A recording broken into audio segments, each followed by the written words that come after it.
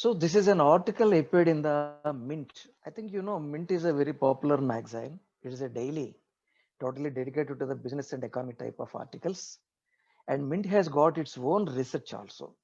Very often it comes up with its own observations and inferences. So this is an article with a heading of regional fault lines may widen due to pandemic. So regional fault lines. So the fault lines in the sense the variations may widen due to pandemic. So the heading itself is very narrative. So it clearly says because of the problems faced by the being faced by some of the states and certain states are almost impact free or they are able to recover quickly after the pandemic. Automatically there exists a gap between some states which are rich states and some states which are poor states. So these are all the impacts of the pandemic. You know, if you look at the first wave of pandemic hit only the urban areas. If you recall, the first wave of pandemic in the last March. Actually, it started in the month of November, December, progressed through November, December, January, and finally, we experienced the first lockdown in the month of March. So during that period, totally most of the richer states, particularly urban areas, were affected by the pandemic. Relatively, rural areas were free from the pandemic. So it has not gone deep into the rural areas. So this is what has been mentioned here. Richer parts of the country were attacked most. Rural areas were fairly spared. Hence, mobility levels and economic activity did not take any big hit in rural areas. So what they mean to say, rural areas are sufficiently insulated from the pandemic. So they did well in the economic front. I think that could be the reason, one of the main reasons for the success of the agriculture sector. You are already aware. Agriculture recorded almost 3.5% growth rate, and we got a record harvest of 306 million tons of food grains. So that was the major reason, because in the villages the farmers were not affected, therefore they are able to focus on the agriculture operations. Okay, that's what exactly it means. But particularly the rural dominated areas like Bihar, Orissa, they were totally unaffected. Whereas Gujarat, Maharashtra, they are mostly urban, so they are affected. Economic activity weakened in all the states, but relatively poor states took a less severe hit. This is what exactly I meant. So the pandemic has spread far and wide. This is regarding the second phase. Second phase is much more wider. It has not only attacked the urban areas, it has also spread deep into the rural areas also. Therefore, everybody was affected. Across the country, everybody got inflicted by the pandemic. And as a result, the economy has gone down. There is a downturn in the economy, complete negative territory. You are already aware. Last year, up to 2020 fiscal, the total growth rate recorded was minus 7.3. But actually, it was expected to be more than minus 10%. But incidentally, the NSSO said it is only minus 7.3. But there is also a controversy regarding these figures. We'll discuss this sometime later, because the government has totally tampered with the figures, and actually it is supposed to be more than 10% minus, but somehow they managed with the figures. Now it has come down to minus 7.3%. This is a criticism. We don't know what is the fact, but anyhow we'll flag this issue for subsequent episodes. Okay, now vaccines have reached fewer people. So this is also another important observation. So now the only solution for the pandemic is everybody should get vaccinated, but unfortunately only few states, particularly urban areas, received the vaccine in sufficient doses.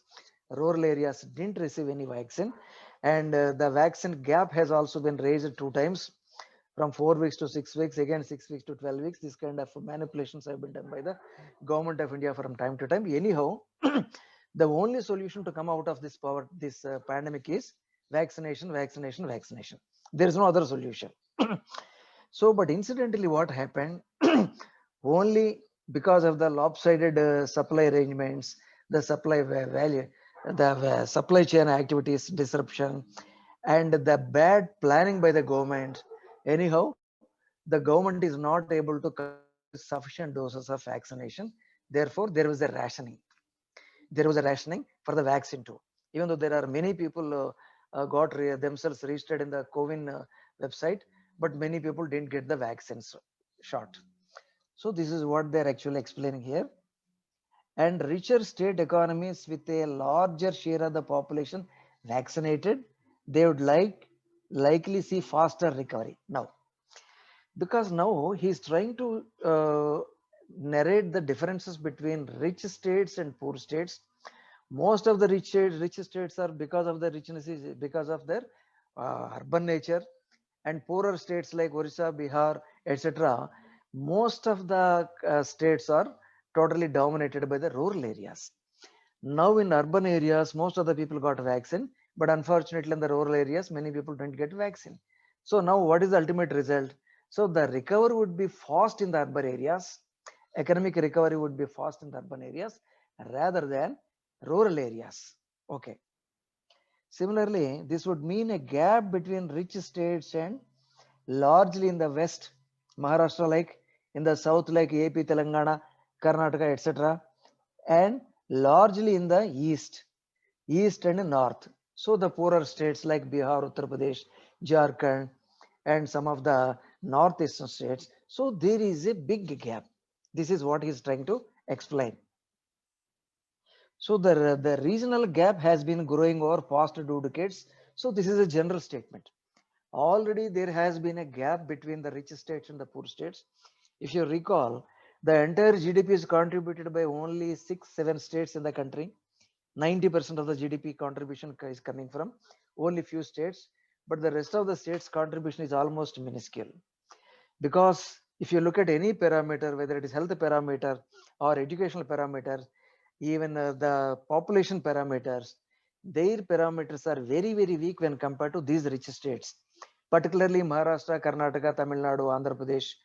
So these states are definitely advanced states, but you cannot make any comparison between Andhra Pradesh and Uttar Pradesh or Telangana and Uttar Pradesh.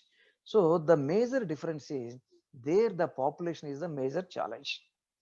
So in almost South India, population has been under control. It is less than 2.1% growth rate, whereas in Uttar Pradesh and the other Bimaru states, the population growth rate is even today very high, very high. So this population growth rate has a relevance to the 15th Finance Commission recommendations. We'll discuss that separately. Okay.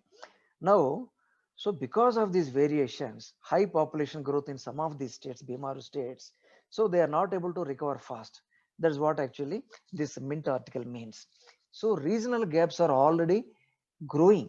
So already this is generalized happening in the country. So the rich poor gap is widening between the states, among the states even, and these are some of the parameters how exactly the recovery is happening in some of the states like GST collections, credit growth, and power consumption, vehicles registration. These are some of the major macroeconomic parameters. As far as whether growth is happening or not, we can easily identify from these parameters. I'm not going into the details. You observe this slide separately. So in some of the big states, these parameters are good, found to be good. Some of the weak states like Odisha, so they are showing very weak developments. Okay. Now, resources crunch.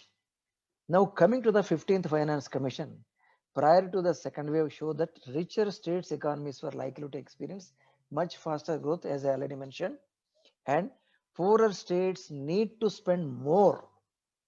So rich states, absolutely there is no problem. Economic recovery is quite possible because of the richness which is inherent. But whereas coming to the poorer states, they need some additional support, particularly for the medical infrastructure related expenditure.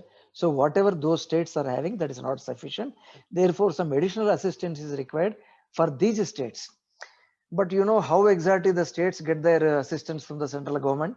15th Finance Commission. So the divisible pool of taxes will be vertically divided and then horizontally devolved. You know that principle. So over and above 15th Finance Commission, can the central government give certain funds to these states? It's a big question. Of course, we'll discuss that separately when I deal with the 15th Finance Commission. Yes, there is a possibility. So the 15th Finance Commission devolution is meant for only divisible pool of taxes, tax collections. But whereas if the government of India wants to give certain funds to a particular state, yes, it can do always. Not related to the 15th Finance Commission devolution. Over and above, the central government can always help the poorer states. Okay. Now, what exactly this statement is saying? So these poorer states require more funds. Yes. So borrowing cost may also be the much higher than the last year, given that higher contact central borrowing has reduced the appetite for bonds. Okay. You are already aware the government of India has the debt to GDP ratio very high. It is almost 90% is the debt to GDP ratio. Prior to pandemic, it used to be around 70%. Even states contribution is also around 25%. Central's contribution is around 50%. Totally, it is 70% prior to pandemic. Now it has crossed more than 90%. We don't know the exact figure. As some people say it is definitely 100%. But now, under these circumstances, the government of India has already carved a program called Atmanirbhar Bharat package with almost 18 lakh crores package, 18 lakh crores package. It is coming to more than 11% of the GDP. So now, so this 18 lakh crores is totally borrowed amount. It's money raised from the markets and some other resources. But now already the government is indebted a lot. Now at this stage, whether the central government is really allowed to borrow more in order to fund the poorer states. Now the question is, poorer states require more funding, more help over and above the 15th Finance Commission. But now, what is the constraint with the central government? It is already overburdened with the debts. So already 18 lakh crores is the debt. So now at this juncture, whether the poor states can expect any assistance from the central government, so it's more unlikely at this juncture. So faith this, and of course, it is also further exacerbated by the growing inflation. So inflation, the other day also I took some 2-3 sessions on inflation, but still a lot of articles are appearing on inflation. So my advice to all of you, please go through the inflation. Maybe this week again I will take up the subject of inflation.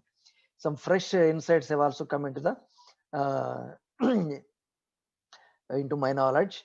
Now the inflation is also growing. You are already aware. The the retail price index has already touched 6.3, crossed the barrier of 6%. And anyhow, the wholesale price index is almost around 14%. And the unemployment is already around 14%. Don't forget these figures. These are all very important. So debt to GDP ratio is 90% and 18 lakh crores is the total borrowing and 14% is the WPI and CPI is 6.3%. So under these circumstances, how the poorer states get assistance from the government of India? Is it possible? Now, these are some of the figures mentioned in that Mint article. Richer states were expected to recover fast. If you look at these figures, the richer states like Karnataka is expected to recover with a 12.7% growth recovery from 2020 to 2026. So in this intervening period of 5 years, the GDP growth rate is expected to be more than 12%. Same way AP, Tamil Nadu. So all these states, it is more than 12%. If you look at the poorer states like West Bengal, Odisha, it is hovering around 9%, only 9%. So this is an anticipation, but of course, let's see how the things will turn out to be. Now, poverty gap. Under the third wave threat, of course, third wave is also expected. And the other day also, Ranadip Guleria made a statement that in the next 4 or 5 weeks, the third wave will also come into existence, particularly in the states where the second wave ended so quickly. So, but under this threat, again, the possible lockdowns, lot of disruptions in the supply chain. So naturally, the aid to the poorer states is also very, very remote. So automatically, the poverty will go up, malnutrition will also go up, particularly in these states. So this is all the discussion happening towards the poorer states vis-a-vis the rich states. So national sample survey also suggests the consumption levels in some of the poor states has already declined. The consumption is the main driver. You are already aware. Indian economy is driven by the consumption. I already told you. It's not investment, consumption. So it has already come down. So overall poverty levels went up by 1%, and particularly Bihar, Jharkhand, Orissa, Assam. In these places, National Family and Health Survey, this is a health related survey, also suggests that rate of stunting is nothing but growing very slowly. So when compared to their age, their height, weight proportion is not actually as per the norms. So this is quite possible in these poorer states. Now this is some of the differences. So prior to the pandemic, particularly from 2011 to 2018, how was the poverty rate grown in these states? Around 16%, 8%, 2%. These are the poverty up to 2018, prior to pandemic. But now in just 1 year, because I already told you 2017 onwards, GDP was also recording a declining trend. So from 8% GDP growth rate to 7%, 6%, 5%, and prior to pandemic, it was only 4.2%. Now it is minus 7.3%. Now during that intervening period, the poverty growth rate has gone up like anything. It is more than 40%, 50%. So in just 1 year. So now demographic crisis. So you are already aware, because mostly it is affected by the population growth rates and debt levels, and states such as Bihar, Uttar Pradesh have been able to generate very few industrial jobs when compared to the other states. But Narega demand has also gone up like anything. But unfortunately, Narega is also not able to cater to the requirement in the particular villages. Central assistance beyond financial commission recommendations is also not possible, because already there is a hue and cry from the most of the states mentioning that the unilateral decision taken by the finance commission in order to favor the some of the North Indian states. This is a criticism. However, in a polity where several prosperous states are now governed by opposition parties, any large redistributive initiative may invite political resistance. Yes. So this is how a particular state has generated employment vis-a-vis available workforce. I already told you, workforce definition means the people who are already employed as well as the people who are willing to work. That constitute the workforce. Now, in Uttar Pradesh, for example, this is the total workforce. Maybe, for example, 100 people are willing to work. But how much employment is provided? So roughly from here you can measure some 50. So red indicates the employment. So against 100 people, only 50 people could be employed. Now, if you look at the Maharashtra, it is exactly the opposite situation. Against a workforce of some 60, 70, there are more than 100 jobs available. There are more jobs than workforce. So this is how the rich states, poor states differentiate themselves in terms of the employment. You look at any state, so this would be the difference. For example, Tamil Nadu, you see, so they have more jobs rather than workforce. But the opposite situation like Odisha, there are less jobs, there are more workforce, particularly these things, less jobs. So there is a difference between rich states and poor states in terms of the employment too. So that's all about the first article. Now, related to this, I'll quickly go through this article. Maybe I take another 5 minutes. I'll quickly go through. This is also sometime back I was also mentioning about you the poverty.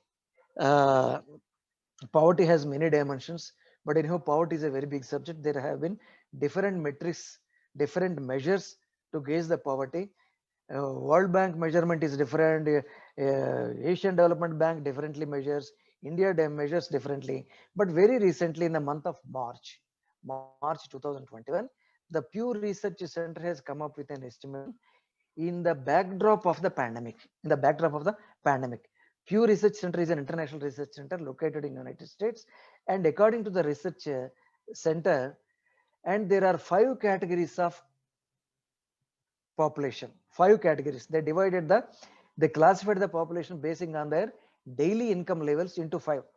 The poor live less than $2. Whereas if you look at the World Bank classification, less than $1.9 is extreme poverty. But World Bank classification is totally different. Don't get confused with World Bank classification. Indian classification is totally different. But anyhow, that we'll discuss separately. Now coming to the Pew, poor come under less than 2, low income 2 to $10, middle income $10 to $20, upper middle 20 to 50, and high income $50. So this is how they made a classification. Now come to the actual the survey details. So in 2020 itself, India has gone into recession. But even if you say India experienced a recession, the government of India didn't agree. No, no, no, no. This is not recession. Only some structural variations are there. It is nothing but some cyclical changes. It is only some downward trend. It was never a recession. This is the statement made by the finance ministry. But all the international agencies still consider India experienced a recession during 2020, prior to pandemic, even prior to pandemic. Now, at that point of time, China was able to reduce the contraction, so it is able to withstand and able to progress well.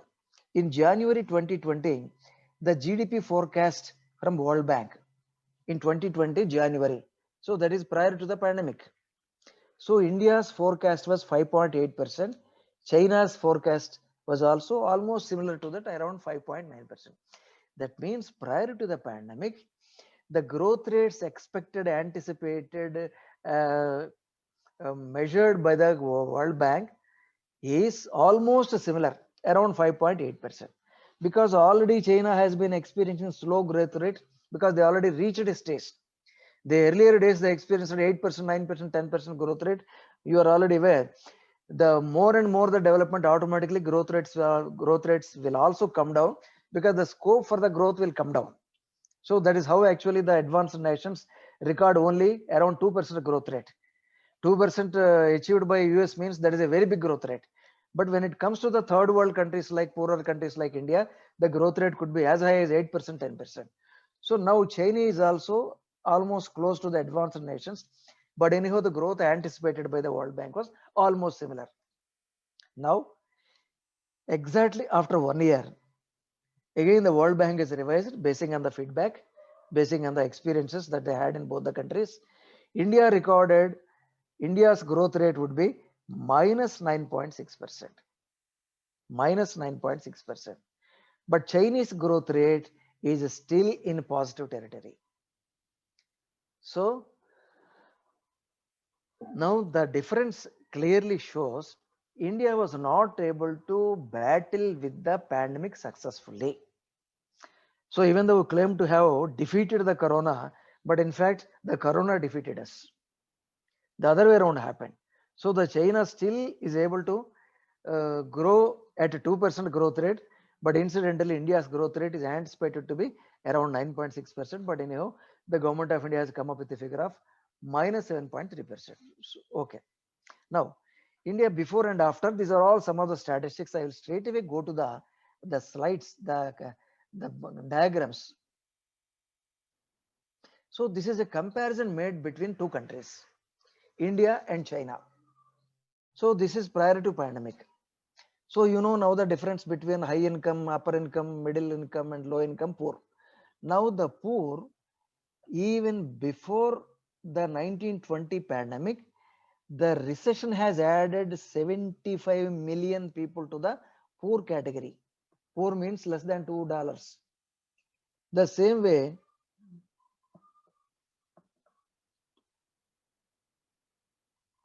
there is a shrinkage in the middle income and low income. That means now you have to understand very clearly. So if the poor has gone from around 59 to 75, what does this mean? That means the other income group people migrated from that group into the poverty. So the low income group people were pushed into the poverty group, poor group. The same way middle income group people will migrate into the low income will ultimately migrate into the poor category. So this is how the migration happens vertically from higher to lower. So finally, what is the end result? The poor category has swelled up to 75 million. If you look at the China, the differences are not much, very small differences, very small differences. The poor categories, the overall gain is only just one million, not more than that, only 10 lakhs. But of course, anyhow, some people migrated from upper middle to lower middle to low income group. But anyhow, the net result at the poor category is only +1, whereas in India it is +75. So this is a huge difference. Now coming to a comparison between India and China once again with pre-pandemic and post-pandemic. Pre-pandemic and post-pandemic.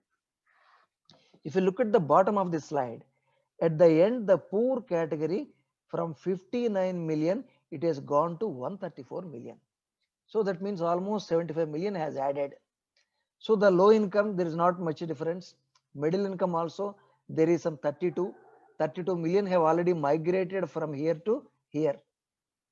So the same way, but the net result is there is a large migration into the poor category from middle class and lower middle class. But whereas in China, the differences are hardly nothing, almost static. The overall poor percentage remains static. There's not much variance. So this is basically, so now coming to the at the end of it. So from 2011 to 2019, India elevated poverty from 340 million people have been brought out of the poverty, and finally the poverty is only 78. So some 340 people have been elevated. 340 million people have been, 340 million means almost 3.5 crores. Uh, the 34 crore people have been come out of the poverty. But now again 75 has added, 75 has added, finally it has again gone up to 134. So 13 crore people are again now back into the poverty. So this is, but whereas in the China, more or less it is static. So this is also the same, the graphical representation, how exactly poverty has been changed in India and China. So that's all. Now the takeaway from this particular article, Pew article is, even though both India and China started at the same footing prior to the pandemic, the growth rate expected by the World Bank was almost similar. But unfortunately, because of the failure of the country, India, so we were pushed deep into the poverty. Instead of some 50, 60 million people, now it has gone up to 134 million people. That means almost 13 million people, 13 crore people have been pushed back into the poverty. Now that is the takeaway. So on one hand, we are saying, according to the Mint article, the rich-poor gap is widening, particularly the rich-poor states gap is also widening. And on the other hand, the poverty is also increasing. So that's all from my side. Thank you.